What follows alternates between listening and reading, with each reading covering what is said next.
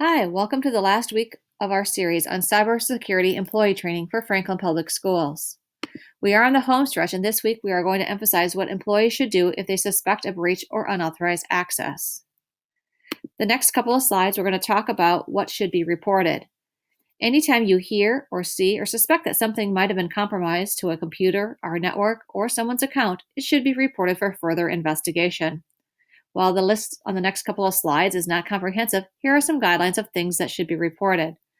Things such as an outside threat. Potentially, it's a staff or student member who has clicked on one of those phishing email links, a staff perhaps who has received a phishing phone call, or if you see a ransomware message locking a district device.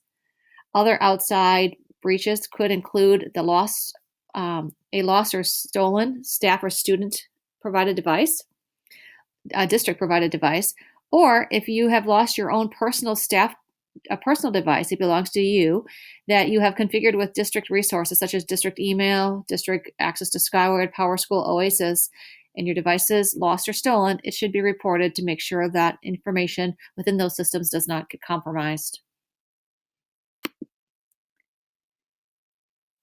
Sometimes the threat is from within our own school district. Staff should keep their eyes and ears open for potential unauthorized access within our own system. This could include intentional malicious activity, but it also maybe includes things like cyberbullying, like a student who gains access to another student's password and then threatens that student that they have that password. Here are some examples of things that you should be on the lookout for and listen for from students that shouldn't be ignored.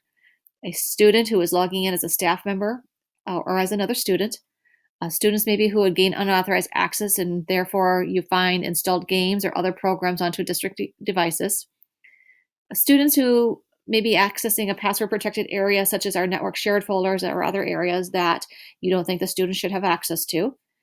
And lastly, students who maybe report to you as a teacher that someone has access to their password for either their Chromebook, their PowerSchool logins, Lunchpin, or any other school-related system. If you suspect that there is something going on in the district or that something has been clicked on that might compromise information of the district, all those suspected potential breaches should be reported to Luann Zielinski as well as your supervisor so that IT department as well as the building can do any further investigation needed to determine if there is any concern for the information that was shared. Once a breach has been, a proposed breach has been reported, then we will take it upon us to do some further investigation, get some fact finding, and if there needs to be action taken, we will do that, as well as communicate anything that needs to be to the appropriate persons, like they need to change their password or something of that nature. And lastly, we'll make some recommendations to minimize any future occurrences from repeating within the district to protect our entire network.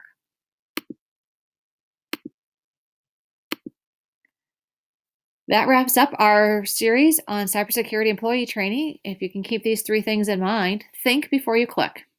We don't want anyone in the district or our systems to be an easy target.